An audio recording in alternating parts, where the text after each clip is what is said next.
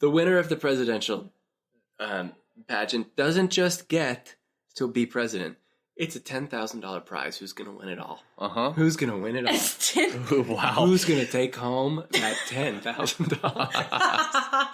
It's $10,000. The stakes are so high. And even kids can vote if they have an iPad with texting. I like that. It expands voting rights. So the winner of the pageant wins $10,000 and gets to be president? It just gets it a little bit more interesting. Well, it just means that you have to really want it. Yeah, and there's a trivia portion, and there's a gunslinging portion, or another talent if you'd like to substitute. But historically, it has been gunslinging. Okay. There's several segments. There's, we want to see them let it all hang out in the swimsuit contest. Hot politicians. And there's a trivia, and that's really like a minute and 30. So they do pub trivia? It's just like pub trivia instead of real questions. Yeah, so you see how smart they are. Like they give them a handout that has like the shapes of countries with the flags imprinted on it. They like guess. Like Sporkle. Have you ever played Sporkle? Yeah. No. Sporkle is like a website with a bunch of quizzes just like what you described. Okay. Sporkle.com. Visit it. It's our first sponsor. Yeah, if you want to go to sporkle.com with the code Ian, you'll get a free spork. Why? Oh, it's Ian because it's the initials of our name. Yeah. Ian, Anna, and Nick. Yeah, that's mine. It's pretty short and sweet to the point, but I add that $10,000 to make it a little bit more spicy. $10,000. All right, gentlemen, I want to hear closing arguments and a statistic. And whoa. And a time out. Back in edits, Ian, can you repeat that word over and over again to really hammer home how much she butchered the word statistic? Let's go ahead and take a rewind here and listen to what Anna just said. Statistic. Perfect? Specific? I want to hear them regardless. All right, here's my statistic. At this point in our country's history, I'd say around 42% of our nation's presidents have had some pretty severe health problems. 42%? Around 42%? Yeah, around 42%. How many? We've had 44 presidents? 46? 5. We're on 45. Okay. So 42% of that have had some pretty serious health problems that have required a lot of medical attention and has eaten up a lot of your tax dollars. If we have a competition every year of the most athletic, most aggressive, most violent parts of each of our states to be the ruler of our country, that's going to be some peak health right there. And the ones that it's almost a natural selection of systematically eliminating those who aren't strong enough to win. Dang. Our politicians won't be eating up our tax dollars anymore. All that to say, I think we'd be saving some money in my system. Yep. Wow, so you got a couple birds in the air, but you got one fat stone. Taft. You got fat Taft. Yeah. Right? You got high cholesterol Clinton. Okay, I want you to listen you got head blowing up James A. Garfield. Blowing up? What happened? Who died of natural causes? In office? Yeah. Has anyone? FDR. Yeah, they've all died. Most presidents statistically are dead. No. Who died in office? What was the other? It starts with an H. Hoover? No. Hambone? Maybe I'm thinking of McKinley. It's Hambone. President Hambone. It's Hambone. Anyway, they'd be saving money. Okay, hold on. I want you to list the top 5 unhealthiest presidents and what their issues were. Number 5, Taft, stuck in the tub. Big boy. He's 5th. Big boy, number 5. He's 5th. Number 4, James A. Garfield. Bullet in the head, not a healthy situation. That's a pretty serious condition. Well, he put himself in a dangerous situation, and that shows internal unhealth. Yeah. James Madison. Why? Chlamydia. Okay. We know that? I know that. He had the clap. How do you know that? All right. James Madison. And then we've got Chester Arthur. Okay. Black lung. Chester A. Arthur. He had the black lung. He did. He coughed up black. All right. How Is that number 3 or number 2? I want to hear 3 more regardless. Okay, fine. 3 more? Yeah, I want 3 more. Buchanan. Okay. You got smothered. That's not his health. Yeah. That's a health issue. That's for sure health. It's very, very brief. All right. FDR, polio. All right. Right. Okay, that's correct. That's accurate. All right. And then George H.W. had chronic sinus infections. Everybody knows that. Okay. You ever heard him talk? Stop it. You just stop. Wait, no, that's Clinton. Wait. I'm not going to do it. I'm Bob Forrest Clinton. Gump. I'm Barbara Clinton. Who are we Barbara Clinton? Was that him doing an This is some weird, fan fiction of the Clinton-Bush mixed up. Okay, all right. Ian, closing statement. Statistic. Okay. Let's own up to what this country has become. Okay. Yeah. I think we're all afraid to do that. We are obsessed with the pageantry of the election, as we are obsessed with things like American Idol and footballtime.com. If we shorten it to a one-night affair, a one-night stand of presidential pageantry, then things will be much more succinct and better. And here's my statistic to back all of it up. According to TV Guide, 94% of Americans watch American Idol on a regular basis. I agree.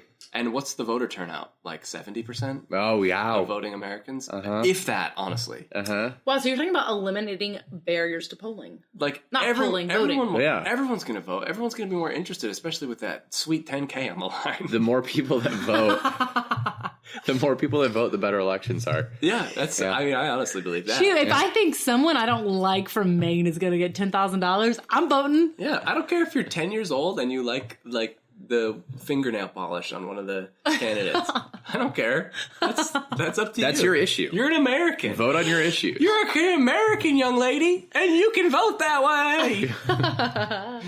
All right. Okay, let's see. This was very helpful. I hope all of our aldermen are listening to make these changes happen in our country quick. Is it alder women as well? Alder wums. Alder them. Alder them. Alder they them. Alder they them. And so, okay. You have all brought a lot of great points to the service. Have we? Ian. Yeah? You really brought up some good points about eliminating barriers to voting. Thank you. And that was so helpful when we think about all of the corruption that takes place in our election now with voters. And I like that you want to make sure that everyone's taking it seriously by taking $10,000 on the line. Sweet, sweet 10 stacks. The 10 stacks. And Nikki, you brought up some great points that have ultimately won you this debate. Back to back. Wow. 2 weeks in a row. I can't blame you. I gotta hand that. Why? Why did I win this one? You won this one because think of a flock of birds flying in the sky. Yeah. And think of like buckshot spraying through the sky. Yeah. You hit a couple of them all at once. Okay. No rifle shooting. This was a shotgun shot. Yeah. Okay. I like that you helped eliminate some of the unnecessarily infirmed. I don't want our politics. I'm tired of seeing the same people every year. But I got to look at Joe Biden's face again this year. I wouldn't have to do that in the battle. I almost said Casino Royale. That's a great movie. I wouldn't have to keep seeing the same ugly mugs every year. Okay. I also like that. I'm sorry, Ian, where are we getting this hot, fat 10K? Where's From the country my getting budget? It? Imagine the billions of dollars wasted on campaigning. Put it there. Well, that's part of the problem I'm trying to eliminate. But what we're talking... What? I'm tired of my tax dollars going to the fat pocket of some fat boy. Pharma. Yeah. All right. Okay. So, again, I just think that the Battle Royale, I think that I'm not looking for the prettiest, I'm looking for the fiercest. Yeah, I was thinking about, I mean, we've talked in past episodes about Anna's punitive justice system. Yeah, that's right. And she's got a lot of bloodlust. And so I don't have the attention span to kind of stick with a pageant. I need to see Gore. Al Gore. Well, but I need Al Gore goring another. I would vote for him in any of these situations. Guys, I'm excited to say that 2020 is going to be closer to Lord of the Flies than it is 2016 election. Yeah. What did we learn this week?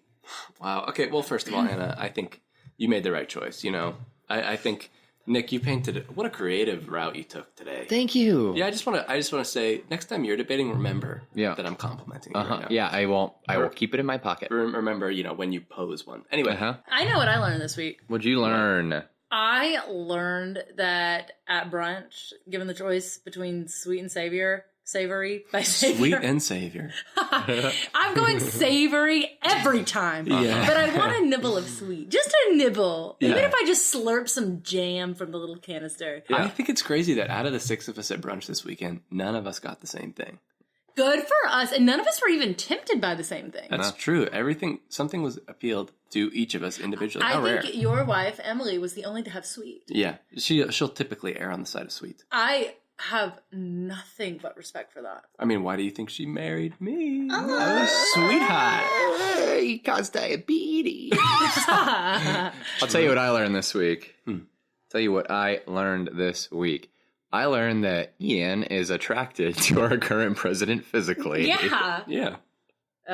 I'll leave it at that. Oh, yeah. I don't want you to unpack why. No, I learned that Anna frequently takes up reading at bars. I do. I love it. It's a combination that I cannot stand. I've tried it. I can't do it. I can't get my mind around it. Love it. Mm-hmm. I was reading War, Peace and Peace at a bar, and I was partially watching the Cubs, we were about to play, and I just got asked to the game by a fellow bargoer. What? I was at a bar near Wrigley Field reading War and Peace. By yourself? And I got by my lonesome. And a guy leaned over and said, "Hey, I have an extra ticket to the game. Do you want to go?" And I went with him. Wow. He was with his friends. So I took War and Peace and You know who else had friends? Oh. Ted Bundy. So I read War and Peace at Wrigley Field for Game 4 of the World Series in 2017. You know who had friends? Hitler. Okay, Wow, that's really, really impressive, though, that you have zero. What's the word for? I can't think of anything. Cool. Good for you, Anna. Cool, Anna. Cool, Why? Anna. Great. You have no awareness of danger.